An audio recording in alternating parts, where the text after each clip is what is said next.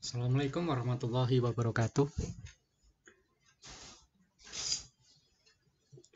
Pada kesempatan hari ini, kuliah sistem dinamik akan membahas pokok bahasan proses modeling atau proses pemodelan. Yang pertama adalah kita bahas dulu terkait dengan tujuan dari pemodelan.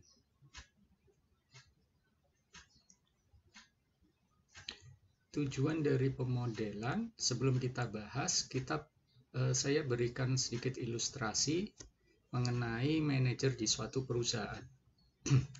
Manajer adalah merupakan pilot. Mereka itu mengambil keputusan terkait dengan siapa yang akan disewa, siapa yang akan bergabung dengan perusahaan, kemudian berapa harga yang harus ditetapkan, kapan meluncurkan produk baru. Dan manajer adalah seorang desainer yang membentuk struktur organisasi, strategi, dan aturan keputusan yang bisa mempengaruhi bagaimana keputusan tersebut dibuat. Nah, peran dari desain tersebut adalah yang paling penting, tetapi biasanya mendapat perhatian yang paling sedikit. Terlalu banyak manajer, terutama manajer senior, biasanya menghabiskan terlalu banyak waktu untuk bertindak sebagai pilot, pengambil keputusan, mengambil kendali dari bawahan daripada menciptakan atau mendesain struktur organisasi yang konsisten dengan visi dan menjunjung nilai dan yang dapat dikelola dengan baik oleh karyawan biasa. Sehingga dari ilustrasi ini jelaslah bahwa seorang manajer bukan hanya sekedar membuat keputusan, tetapi mereka juga seorang perancang. Sehingga di sini jelas peran dari model adalah untuk membantu manajer itu mengemudikan atau mengarahkan organisasi mereka ke arah yang lebih baik. Dan sistem dinamik seringkali berguna untuk mencapai tujuan ini. Tetapi nilai sebenarnya dari proses tersebut muncul ketika model digunakan untuk mendukung redesign dari suatu organisasi. Sehingga di sini kata kuncinya adalah seorang manajer bukan hanya pengambil keputusan, tetapi juga mereka bertanggung jawab untuk mendesain atau meredesain struktur organisasinya. Nah, kemudian apa hubungannya nanti dengan sistem dinamik? Pada saat suatu perusahaan itu menemui sebuah masalah, nantinya ada dua pihak yang berperan dalam menyelesaikan masalah tersebut. Kita bisa sebut yang satu adalah klien, yang satu adalah modeler. Nah, modeler ini sebenarnya bisa dari dalam perusahaan ataupun dari luar perusahaan. Ya, kita contohkan misalkan modeler ini dari luar perusahaan, yaitu seorang peneliti, gitu ya. Oke. Di sini pemodel atau modeler harus bisa mendapatkan akses ke organisasi untuk bisa mengidentifikasi sebenarnya siapa klien mereka. Jangan sampai kemudian klien atau pengguna atau pemilik masalah gitu ya, itu tidak bisa teridentifikasi dengan jelas gitu ya. Problem owner harus teridentifikasi dengan jelas. Klien ini adalah orang-orang yang kebiasaannya harus diubah untuk menyelesaikan masalah. Ya. Agar efektif, proses pemodelan harus difokuskan pada kebutuhan klien. Klien ingin seperti apa, gitu ya, dalam mencarikan solusinya, bukan berdasarkan kebutuhan dari pemodel. Tujuannya adalah untuk membantu klien menyelesaikan permasalahan.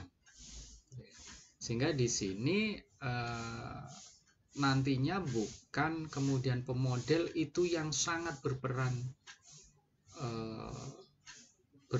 secara mayoritas gitu ya, berperan secara penuh dalam memodelkan sampai menyelesaikan, tetapi di sini nanti penyelesaian masalah itu adalah berdasarkan kebutuhan dari klien. Pemodel memiliki tanggung jawab untuk meminta klien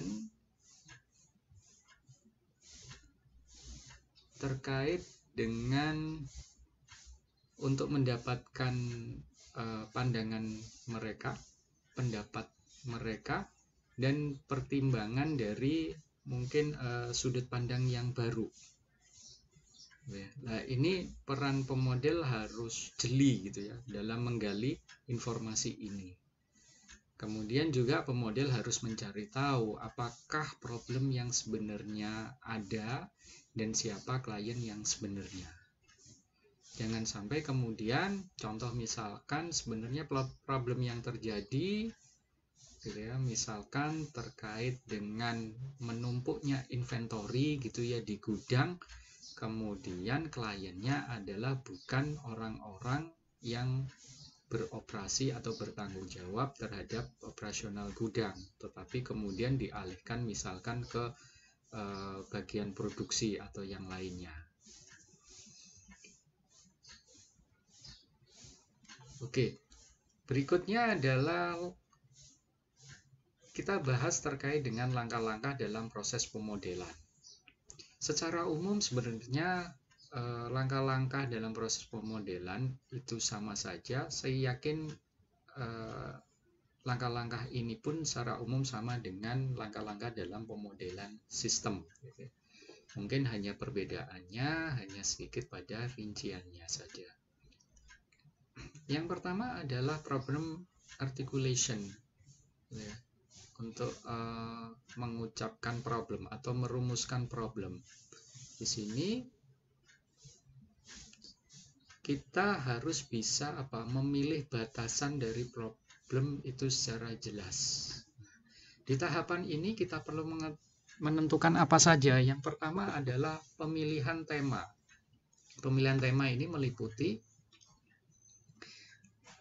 apakah problem yang sedang terjadi gitu ya di perusahaan, misalkan seperti itu. Kemudian pertanyaan kedua adalah mengapa ini bisa menjadi sebuah problem. Yang terakhir adalah apa tujuan kita memodelkan untuk menyelesaikan problem tersebut. Itu adalah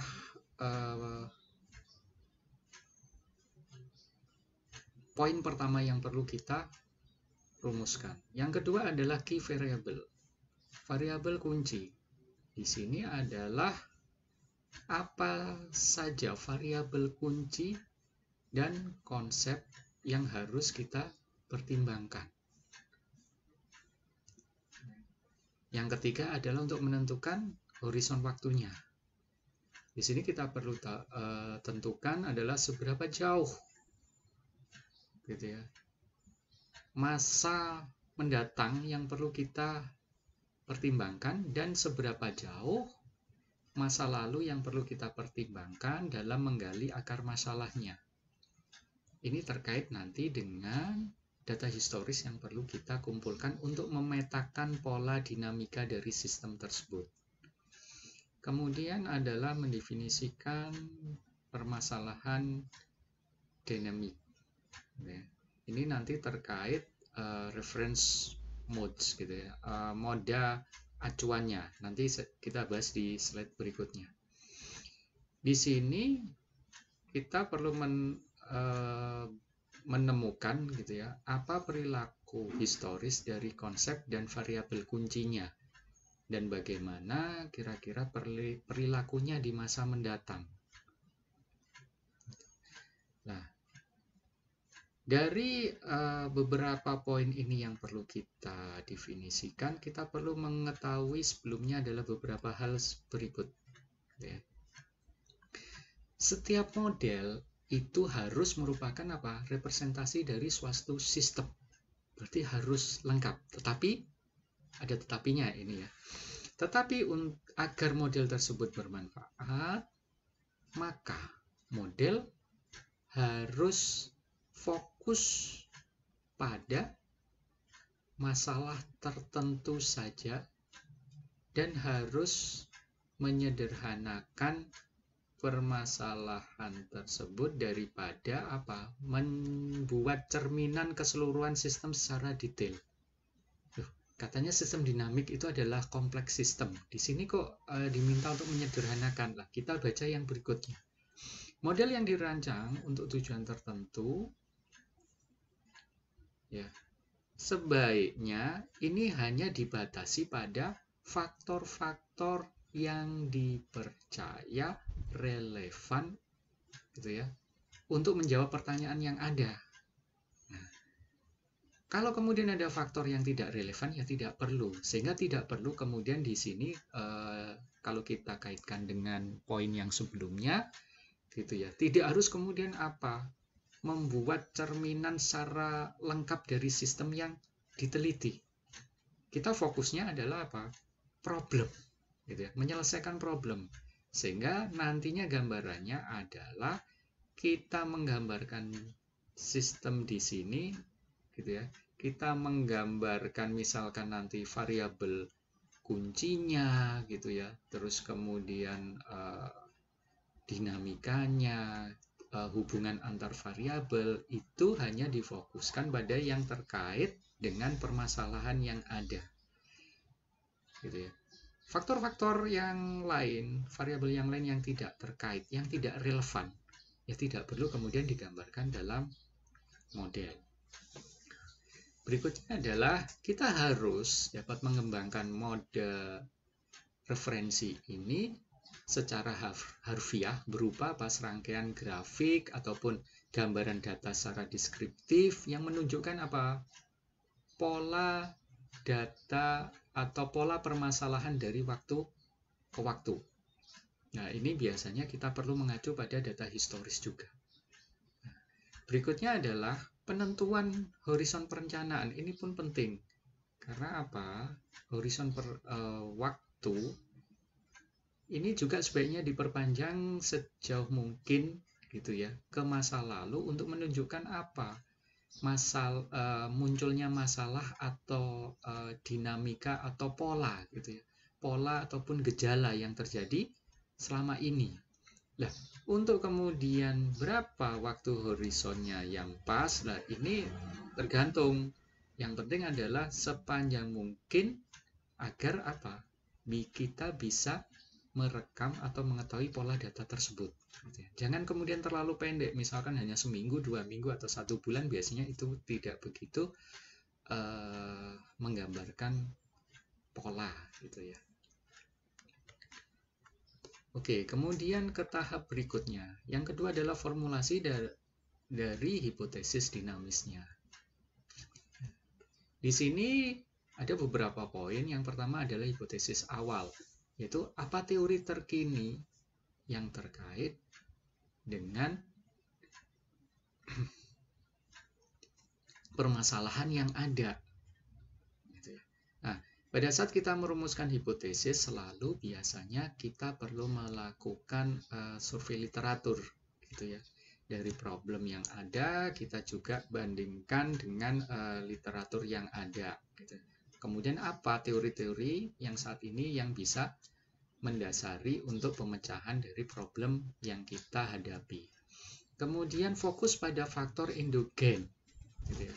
Sehingga di sini pada saat merumuskan hipotesis, gitu ya, harus bisa menjelaskan dinamika sebagai konsekuensi endogen dari struktur umpan balik. Nah, terus kemudian bagaimana dengan faktor eksogennya? Nah, seharusnya faktor eksogen ini hanya sedikit saja yang mungkin berpengaruh terhadap permasalahan yang ada, sehingga nantinya untuk faktor eksogen kita perlu coba, gitu ya, teliti secara hati-hati mana yang relevan, mana yang tidak, gitu ya. Tidak kemudian semuanya dibuat relevan gitu, sehingga nanti seperti yang sebelumnya gitu ya. Seperti apa? Ya merepresentasikan secara penuh gitu ya, mengcopy saja gitu ya, membuat cermin dari representasi sistem secara penuh. Padahal banyak mungkin faktor eksogen yang tidak relevan. Nah, ini tolong dihindari. Kemudian mapping.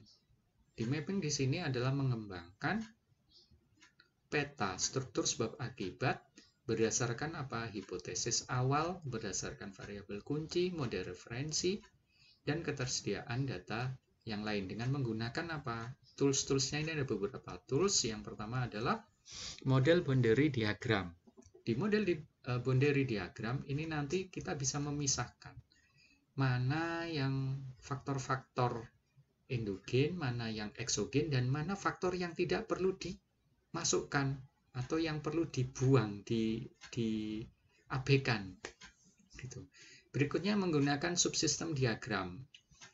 Dalam subsistem diagram ini membantu kita untuk apa? Menggambarkan sistem secara keseluruhan, arsitektur sistem secara keseluruhan. Tools yang berikutnya adalah tentunya causal loop diagram. Berikutnya stock and flow map, dan yang terakhir adalah policy structure diagram. Causal loop diagram dan stock and flow maps akan kita bahas khusus gitu ya secara detail di pertemuan berikutnya. Oke. Berikutnya adalah perumusan model simulasi. Nah, di sini kita ada beberapa poin yang perlu kita lakukan. Yang pertama adalah untuk mengetahui spesifikasi dari struktur model tersebut dan decision rule-nya. Berikutnya adalah melakukan estimasi dari parameter. Kemudian untuk mengetahui hubungan perilaku dari sistem dan juga kondisi awal. Nah, seperti yang kita ketahui di sistem dinamik ini adalah karena juga simulasi. Biasanya contoh misalkan kalau banyak data, kita akan juga perlu melakukan estimasi. Misalkan data tersebut berpola distribusi apa. Di tiap distribusi selalu ada parameter gitu ya. Yang umum misalkan mu gitu ya, sama min sama standar deviasi. Nah, ini kan perlu kita estimasi minnya berapa, standar deviasinya berapa gitu ya. Nah, berikutnya adalah menguji konsistensi. Menguji konsistensi terhadap apa? Tujuan dan batasan dari sistem. Oke. Step berikutnya adalah melakukan pengujian. Setelah model itu selesai, kita gambarkan dalam model simulasi, ya harus diuji. Pertama yang kita lakukan adalah membandingkan dengan model referensi. Apakah model itu menghasilkan perilaku permasalahan yang sesuai, yang memadai atau sesuai dengan tujuan Anda. Berikutnya adalah untuk mengetahui robustness. Robustness itu apa ya? Indonesianya kekokohan. Dalam kondisi ekstrim. Berarti dalam kondisi ekstrim pun mungkin model berperilaku secara realistis gitu. Di sini kita perlu mengetahui apakah model berperilaku realistis terhadap suatu tekanan atau kondisi ekstrim. Nah, jangan-jangan pada saat ada kondisi ekstrim berperilaku aneh. Lah, ini berarti tidak lolos tes atau pengujian gitu ya. Kemudian sensitivitas. Bagaimana model berperilaku terhadap ketidakpastian dalam parameter gitu ya. Ketidakpastian terhadap parameter ataupun terhadap batas model, kondisi awal ataupun agregasi. Nah, ada beberapa kasus contohnya adalah kadang-kadang kita perlu melakukan data itu dalam bentuk agregasi. Contoh misalkan gitu ya, kita ingin mengetahui perilaku pembelian. Nah, kita mungkin tidak bisa kemudian mengambil data itu per kakak, sehingga perlu kemudian ada agregasi. Nah, ini perlu kita uji juga sensitivitasnya. gitu ya. Apakah berbeda antara disagregasi, berarti tiap kakak, atau bahkan tiap jiwa dengan kondisi agregasinya. Kemudian yang berikutnya, yang terakhir adalah terkait dengan desain dan evaluasi kebijakan. Nah, di sini kita perlu menentukan skenario. Kita bisa kembangkan beberapa skenario, kita bisa mendesain beberapa kebijakan. Yang pertama adalah spesifikasi skenario. Kondisi lingkungan apa yang mungkin timbul? Bisa jadi kan selama sistem ini berjalan, kan banyak kondisi lingkungan yang berbeda-beda lah. Ini kita perlu akomodir. Kemudian desain kebijakan terkait dengan apa? Aturan, strategi, dan struktur keputusan apa yang dapat dicoba. Gitu ya. Aturan, strategi, atau struktur keputusan baru apa yang dapat dicoba di dunia nyata. Gitu. Dan memang kita harus tahu juga memang aturan atau strategi baru tersebut memang sangat mungkin dicoba. Kalau yang tidak mungkin ya jangan kemudian Anda kembangkan. Kemudian bagaimana kemudian aturan-aturan strategi struktur tersebut dapat direpresentasikan dalam model. Nah, kemudian ada analisis what if, gitu ya. Bagaimana jika? Terus apa efek dari policy baru yang sudah kita buat? Gitu. Nah, itu adalah what if analysis. Gitu. Berikutnya adalah sensitivity analysis. Nah, ini untuk mengetahui seberapa robust, seberapa kuat, seberapa kokoh, gitu ya, rekomendasi kebijakan yang kita usulkan, gitu ya, terhadap skenario yang berbeda. Nah, bisa jadi nanti kan kita sudah tentukan satu keputusan, gitu ya, satu keputusan. Nanti kita perlu uji keputusan ini. Kalau misalkan ada perubahan skenario atau ada perubahan parameter, gitu ya, keputusan ini nanti berubah atau tidak. Kalau berubah, seberapa signifikan berubahnya lah. Ini perlu kita analisis dalam analisis sensitivitas. Yang terakhir adalah interaksi kebijakan. Apakah nanti kebijakan ini dapat benar-benar berinteraksi dengan sistem nyata? Terus bagaimana sinergi dan tanggapan, gitu ya, dari sistem terhadap policy tersebut? Nah, kita bisa ujikan dalam model simulasi tersebut. Oke, ini adalah bahasan terkait dengan proses pemodelan. Nah, berikutnya adalah kita perlu ketahui namanya step-step tadi itu tidak kemudian hanya mengarah satu arah, gitu ya. Kalau kita kaitkan dengan bahasan sebelumnya adalah open system, tidak. Tetapi di sini ada feedback atau kemudian berlangsung iteratif proses, gitu ya. Mulai dari problem articulation sampai kemudian policy formulation. Nah, ini bisa nanti kemudian policy yang baru juga akan mempengaruhi penemuan problem yang baru lagi, gitu kan. Bisa jadi policy yang sudah kita putuskan itu juga ada apa? Respon, gitu ya, dari sistem nyata lah. Respon ini kemudian coba kita gali lagi kan, apakah masih ada problem lagi lah. Ini kemudian siklus ini akan berlangsung terus, gitu ya, sampai kemudian kita menemukan solusi yang lebih baik, gitu ya.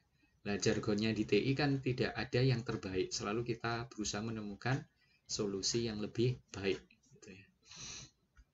Nah, ini kita hanya melihat kalau di kemarin learning feedback proses, gitu ya, ini adalah single termasuk single loop, gitu ya. Nah, kita coba lihat yang berikutnya. Gambar yang berikutnya di sini menggambarkan ya sama, proses modeling itu adalah iteratif, tetapi di sini adalah kita mendapat gambaran double feedback loop, gitu ya. Dimana di sini sebenarnya real world ini yang ada masalah gitu ya. Nah, masalah ini kita gali informasinya. Informasi ini adalah nanti akan membentuk mental model kita terhadap real world gitu ya.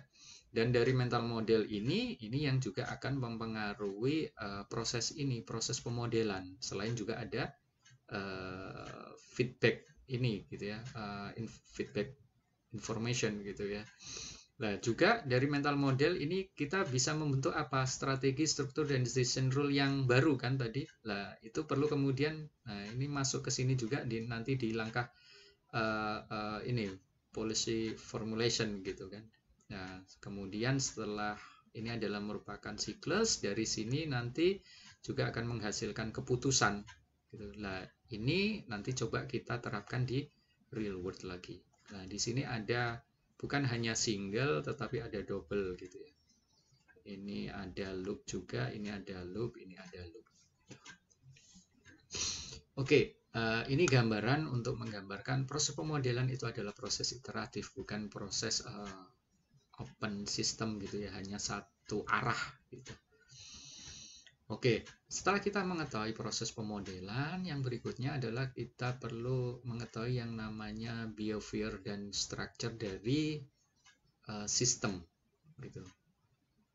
Sistem nyata itu punya pola, punya perilaku, punya struktur. Nah, kita perlu mengetahui jenis-jenis dari pola dan struktur dari sistem nyata. Nah, pertama adalah moda dasar dari perilaku dinamik. Yang pertama adalah exponential growth. Pertumbuhan secara eksponensial. Ini merupakan umpan balik positif feedback, self reinforcing. Nah, kalau kita lihat di sini grafiknya, itu nanti akan naik dengan berjalannya waktu, dan ini naiknya bukan linear tapi secara eksponensial. Ya, contohnya kalau misalkan populasi itu kan naiknya secara eksponensial kan. Kemudian kalau kita lihat di ini causal loop-nya, ini ada tanda di sini di kepala panahnya ada positif gitu ya. Jadi di sini polaritas yang positif gitu. Di mana polaritas positif ini peningkatan variabel independen menyebabkan apa? Variabel dependen juga naik terus gitu ya. Nah, contoh misalkan di sini net increase rate itu akan menyebabkan state of system-nya bertambah, kemudian penambahan ini juga akan menyebabkan net increase rate-nya juga naik. Nah, sedangkan juga bisa ada tanda nantinya negatif. Nah, ini nanti untuk yang contoh berikutnya, tapi saya jelaskan juga di sini, gitu ya. Kalau untuk yang tanda negatif, kenaikan atau penurunan dari variabel independen menyebabkan variabel dependen turun atau meningkat melebihi yang seharusnya. Nah, maksudnya apa? Contoh misalkan menurun juga menyebabkan menurun, gitu ya.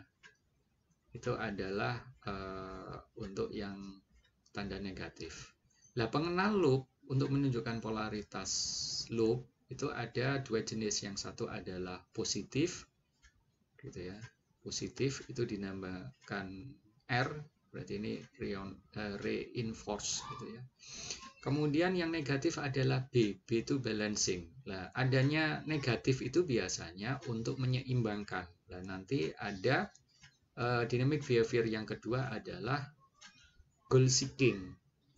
Ya, goal seeking. Ini merupakan negatif loop. Gitu. Di goal seeking ini merupakan negatif loop. Dia akan menemukan apa? Titik keseimbangan, equilibrium, dan statis gitu ya. Nah, contohnya di sini adalah misalkan di sini kondisi sistemnya gitu ya, berdasarkan waktu ini naik terus kemudian nanti akan mencapai equilibrium tertentu. gitu ya, seperti itu. Ataupun ini pertama adalah tinggi kemudian turun gitu ya, untuk mencapai juga nanti apa, garis equilibrium tertentu juga gitu ya, sehingga nanti kemungkinan tidak akan berubah-ubah lagi di garis tersebut gitu. Nah, contohnya kalau di causal loop-nya ini bisa digambarkan seperti ini. Kalau yang ini gitu ya, di sini ada state of system, nanti ada apa di sini, diskrepansi gitu ya, ada penyesuaian di sini ada goal, yaitu yang diinginkan dari kondisi sistem yang diinginkan gitu ya. Nah, ini mempengaruhi sehingga muncul diskrepansi, sehingga muncul nanti perlu ada correction action. Nah, correction action ini kemudian akan loopnya adalah positif gitu ya, mempengaruhi state of system. Nah, karena di sini ada ini kan ada negatif gitu ya. Nah, diskrepansi ini positif, correction action positif, karena ada hal yang negatif berarti ini kan nanti ada penyeimbangan antara positif dan negatif, makanya di sini kita tandai dengan balancing. Begitupun juga untuk yang ini gambaran istilahnya menurun gitu ya, sampai kemudian juga menemukan equilibrium. Di sini ada net decrease rate gitu ya, berarti ini net decrease menambah gitu ya state of the system, tapi kan net decrease berarti kan sebenarnya minus gitu ya. Nah, sistem yang semakin menurun kemudian mempengaruhi juga net decrease rate-nya juga semakin tinggi minusnya gitu ya, dan seterusnya sampai kemudian ini nggak akan kemudian tinggi terus, karena apa, state of system ini nantinya semakin berkurang, lah ini juga lajunya akan berkurang, berarti nantinya ini kan gambarannya awalnya penurunannya cepat terus kemudian berkurang gitu ya, seperti itu. Itu adalah untuk goal seeking gitu ya. Ya, contoh misalkan untuk kasus ini kan Anda bisa ketahui gitu ya, steady state gitu ya, misalkan learning curve gitu ya, awalnya kan butuh terhadap waktu gitu ya untuk mencapai goal atau tingkat keterampilan tertentu gitu kan, butuh waktu kemudian tercapai gitu. Nah, kalau ini contoh misalkan terkait dengan apa ya, kapasitas, contoh misalkan suatu populasi hewan gitu ya di hutan, dia meningkat drastis terus kemudian pasokan makanan itu mulai menurun, nantinya juga kan populasi itu akan menurun gitu ya, banyak yang mati karena kelaparan. Dan ini adalah gambaran dynamic behavior yang kedua. Kemudian yang ketiga adalah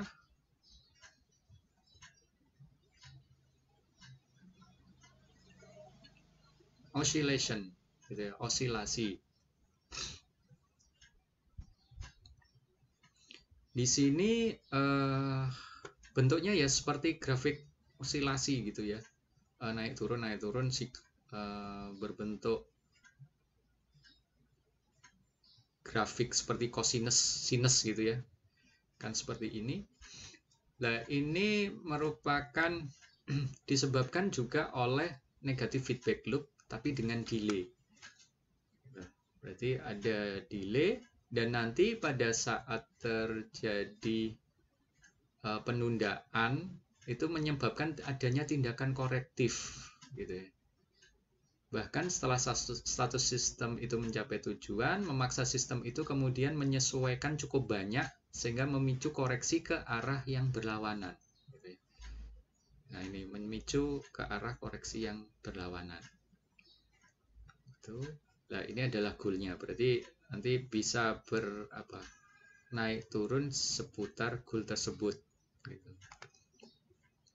Nah, contohnya kalau di causal loop-nya adalah seperti ini state of system-nya ada delay ini tandanya negatif, nanti ada diskrepansi karena ada goal yang diinginkan dari sistem. Lah delay ini apa yang mempengaruhi, bisa terkait dengan pengukuran, reporting gitu ya, ataupun perception delay, ataupun delay contoh misalkan kalau di kondisi real delay yang terjadi misalkan petani nanam padi, ya itu di situ kan ada delay sampai kemudian dia panen gitu ya.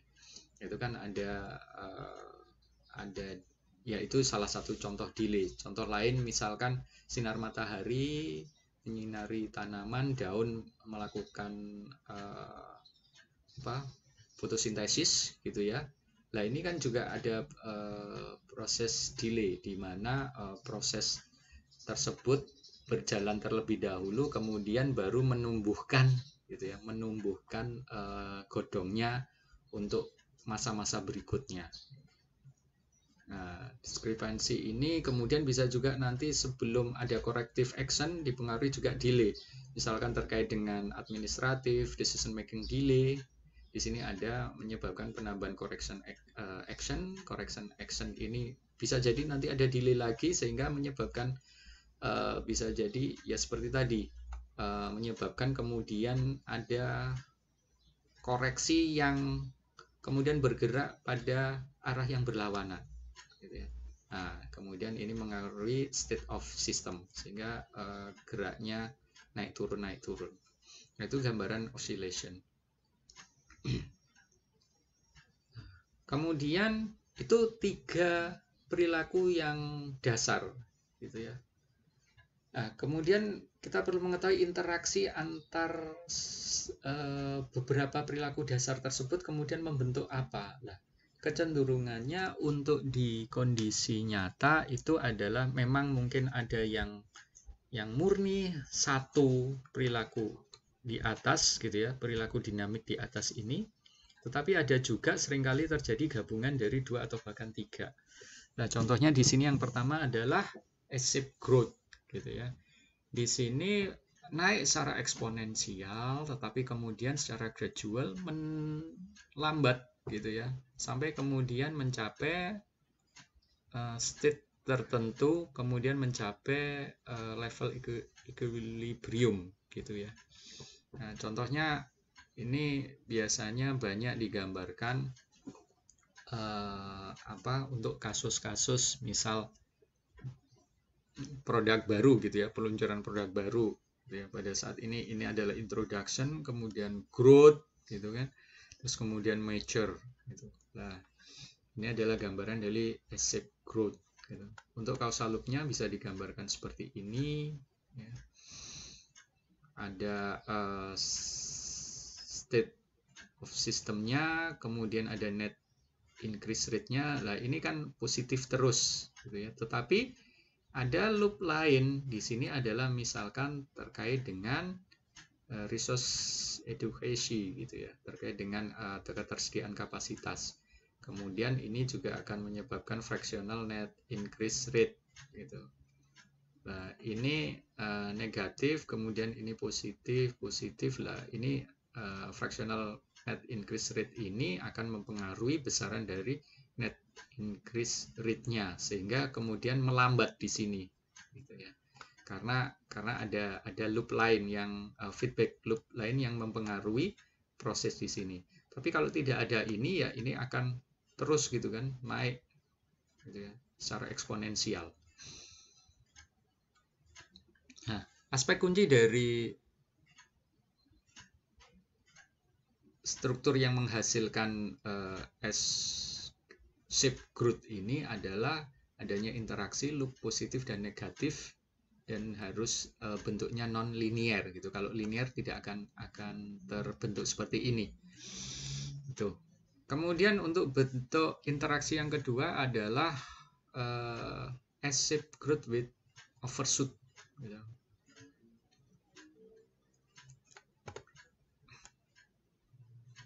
Pertumbuhan berbentuk S tetapi dengan overshoot di sini melampaui target overshoot. Nah, ini membutuhkan apa? Negatif feedback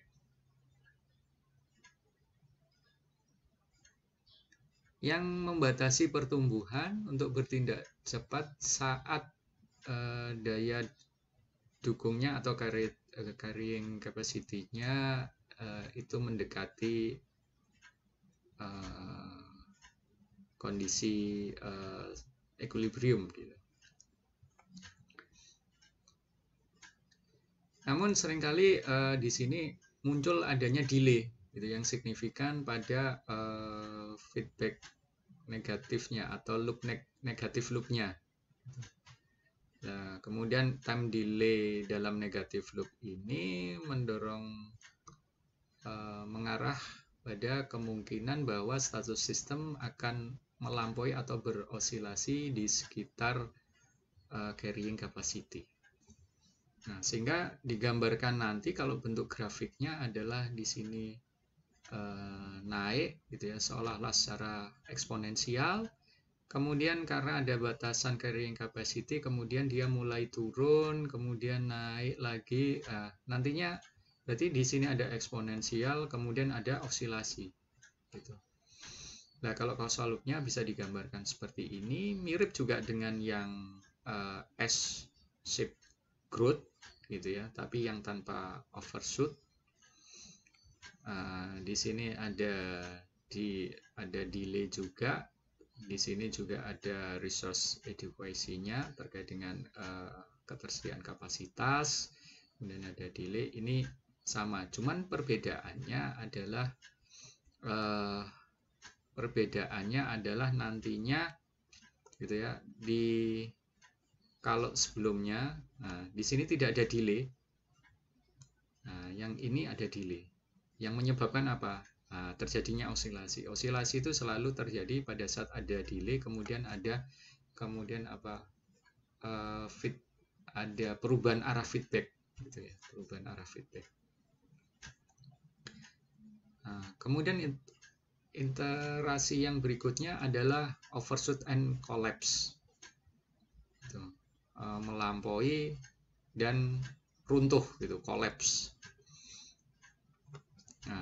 Contohnya di sini adalah asumsi penting kedua yang mendasari, tetap mendasari S-shape growth gitu ya.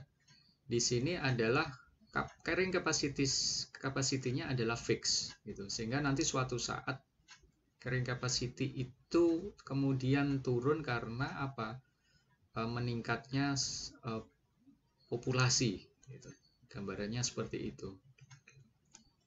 Nah, seringkali kemampuan lingkungan tersebut untuk mensupport pertumbuhan populasi itu terkikis karena dikonsumsi oleh populasi itu sendiri. Nah, konsumsi atau erosi atau pengurangan carrying capacity ini oleh populasi menciptakan umpan balik negatif gitu yang membatasi pertumbuhan. Nah, contohnya adalah di sini yaitu tadi mirip juga contoh yang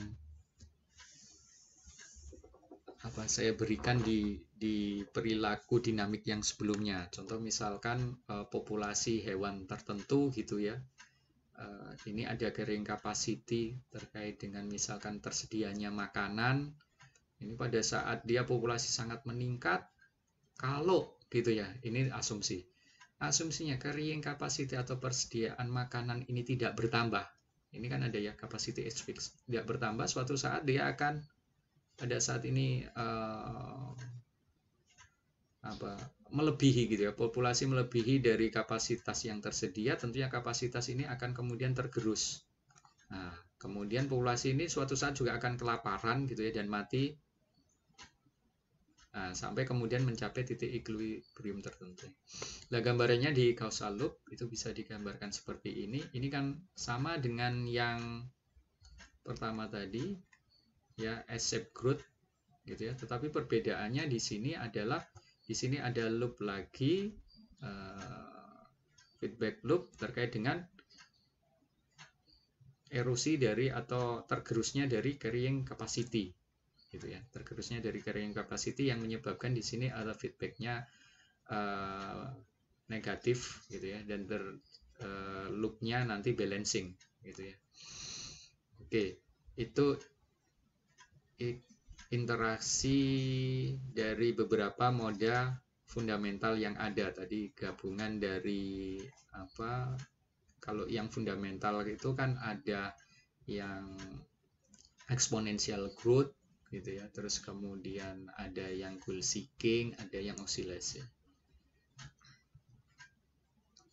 Oke, kemudian ada juga moda yang lain dari perilaku yang ada, contoh misalkan statis gitu ya, atau equilibrium. Di sini ya konsistensi itu muncul karena dinamika yang mempengaruhi keadaan sistem itu begitu lambat gitu ya, sangat statis, lambat, mungkin pengaruhnya kecil sekali sehingga perubahan tidak terlihat. Atau mungkin juga karena ada proses umpan balik negatif yang kuat untuk menjaga keadaan sistem hampir konstan. Nah, sistemnya sebenarnya mungkin positif, tetapi ada feedback negatif juga yang mempengaruhi sehingga terbentuk konstan. Ya, contohnya misalkan kalau gitu ya, kalau populasi itu penambahan populasi, laju penambahan populasi dengan laju kematian populasi itu sama, kan cenderungnya statis gitu ya. Nah, gambarannya seperti itu. Kemudian randomness. Di sini banyak variabel itu bisa muncul secara acak gitu ya, muncul bervariasi secara acak. Dalam kebanyakan situasi keacaan ini merupakan ukuran dari ketidaktahuan kita. Ya, bukan intrinsik dari sistem. Nah, kadang-kadang kita karena sebenarnya semua perilaku dinamika itu sebaiknya coba Anda petakan gitu ya, sehingga kemudian nanti dari peta tersebut ini lebih menggambarkan pola dinamis yang seperti apa. Tadi kan sudah dibahas ada 3 pola dasar dan ada pola interaksi gitu ya. Nah, sehingga dengan asumsi gitu ya, data itu lengkap, harusnya itu kita bisa gambarkan berdasarkan 3 pola dasar tersebut atau interaksi dari 3 pola dasar tersebut gitu ya. Sehingga randomness ini tidak akan masuk gitu dalam pertimbangan kita gitu ya. Yaitu biasanya ini muncul karena memang ketidaktahuan kita gitu. Mungkin ada data yang kurang sehingga ya sudah, datanya bolong-bolong, tidak teratur gitu ya. Nah, sehingga kemudian polanya kok acak sekali gitu. Contoh seperti itu. Chaos. Nah, ini adalah pola yang lain gitu. Namanya chaos. Ini merupakan apa? Suatu gambaran gitu ya, pengetahuan baru yang sangat berbeda, yang secara fundamental itu nonlinear dan kompleks dan tidak dapat dijelaskan dengan teori yang ada gitu ya. Nah, ini bersifat misterius gitu.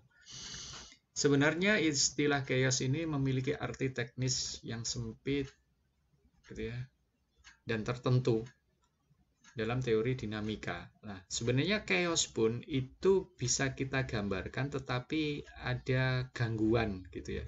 Terdapat ada gangguan di sini. Berarti sebenarnya chaos itu bisa digambarkan dengan 3 pola dasar dan 3 pola interaksi tadi, tetapi biasanya ada gangguan-gangguan sehingga menyebabkan kondisi yang tidak biasa gitu ya. Contoh misalkan di sini ada game oscillation. Ini ada gangguan yang menyebabkan kemudian pola itu tiba-tiba tidak nampak gitu ya, tiba-tiba statis, terus kemudian setelah gangguan tersebut hilang dia kemudian akan bergerak lagi gitu ya, mengikuti pola lagi. Atau expanding oscillation gitu ya. Nah, ini bisa jadi ada gangguan sehingga menyebabkan siklus itu lebih rapat. Ataupun chaotic oscillation. Nah, ini juga ada gangguan, bahkan gangguan ini di beberapa titik waktu, sehingga sebenarnya polanya jadi lebih tidak teratur gitu ya. Polanya lebih tidak teratur sehingga susah untuk dipetakan dalam ketiga pola dasar dan ketiga pola iterasi yang ada tadi. Nah, ini adalah gambaran dari pola dinamika, perilaku dinamika yang terjadi di sistem nyata. Biasanya kita bisa petakan polanya seperti apa. Nah, ini gunanya nantinya adalah untuk mengetahui gitu ya, perilaku dinamika dari sistem yang kita tinjau yang ingin kita selesaikan permasalahan yang ada dalam sistem tersebut. Nah, mungkin itu saja yang bisa saya sampaikan dalam kuliah hari ini. Saya cukupkan sekian. Wassalamualaikum warahmatullahi wabarakatuh.